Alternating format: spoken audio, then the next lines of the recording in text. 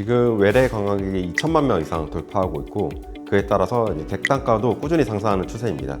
기존 숙박업이 10년간 객단가가 정체되어 있는 반면에 저희가 흔히 말하는 일반 숙박업은 이 공급이 더 이상 늘릴 수 없는 제한적인 구조고요.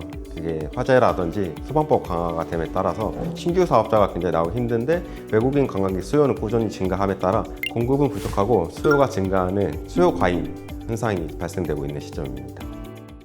안녕하세요. 저는 김용호라고 하고요. 전 여교대 리더 출신으로 좀 숙박업에 계속 종사를 해왔습니다. 현재는 숙박업 전문 기업 더 쉼의 공동대표를 역임하고 있습니다.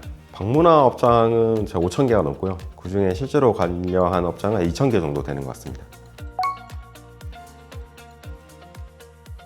여교대에서 근무하면서 자연스럽게 숙박업 중개도 보게 되었고, 그 과정에서 이 전문적인 지식이 없는 분들이 중개하는 과정을 봤습니다.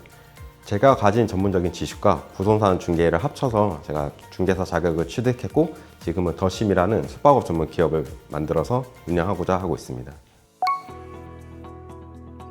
숙박업 시장에 몰리는 이유는 사실 투자할 데가 없다라고 보는 게 맞는 것 같고요. 주택 같은 경우는 대출 규제가 굉장히 심화됐고, 예금 같은 경우도 2.7%에서 3%대로 굉장히 낮은 편입니다. 반면에 물가 상승률은 3.5%가 넘어서는데 오히려 더 손해를 보는 구조라고 볼 수 있을 것 같습니다.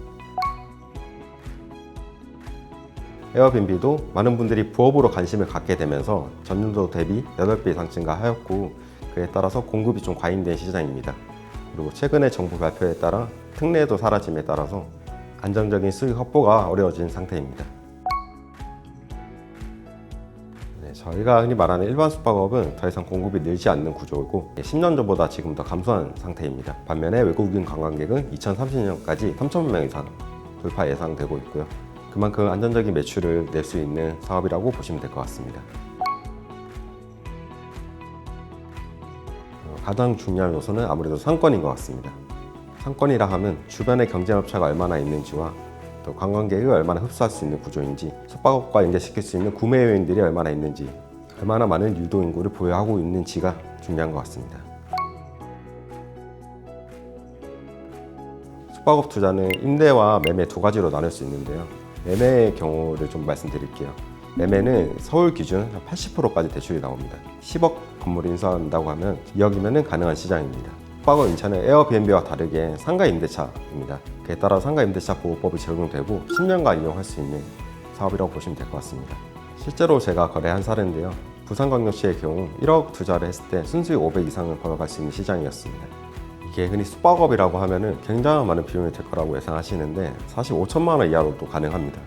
5천만 원 정도면은 저희가 흔히 말하는 달방, 달방은 월 단위 결제고요. 위치에 따라 다르겠지만은 35만 원에서 40만 원 정도의 비용을 받고 장기방 유지의 형태로 운영하게 되고, 한 달 단위로 이제 계약을 하는 형태입니다. 숙박업의 가장 큰 장점은 누구나 할 수 있다. 그리고 현금 흐름이 상당히 괜찮습니다. 플랫폼 같은 경우는 국내 같은 경우 2일 뒤에 현금으로 정산되기 때문에 매일매일 들어온 현금을 바로 체감하실 수 있고요. 근래에는 무인으로 운영하는 매장도 많기 때문에 운영 난이도도 상당히 낮아졌다고 보시면 될 것 같습니다. K문화가 발달함에 따라 외국인 관광객이 굉장히 많이 증가하고 있습니다. 그에 따라 국내 수요뿐만 아니라 해외 관광객까지도 수익화할 수 있는 사업이 되었고요.